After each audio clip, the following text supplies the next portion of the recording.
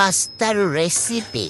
ফার্স্টে আমি গরম পানির মধ্যে পাস্তা দিলাম, সিদ্ধ হয়ে যাওয়ার পর আমি কিছুতে ঢেলে নিলাম। তা কড়াইতে একটু তেল দিলাম, ডিম দিয়ে দিলাম তেলে। কিছুক্ষণ নেড়ে একটু ভাজা ভাজা করব, তারপরে আমি এটা ঢেলে নিব। তারপর আবার তেল দিলাম, পেঁয়াজ কুচি দিলাম, একটু ভাজা ভাজা করব। তারপর চিকেন দিয়ে আমি চিকেনটা সুন্দর ভাজা ভাজা করব। ডিম দিয়ে দিলাম, তারপরে ডিমটা একটু নাড়বো। হা হা হা।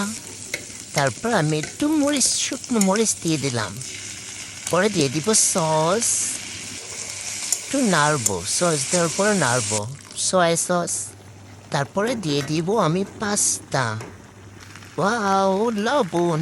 এখন দিয়ে দিব ম্যাজিক শট মশলা, যেটা খেলে অনেক সুস্বাদু আসবে এবং মজা পাবেন। আপনারাও তাড়াতাড়ি করে নেন। টাটা।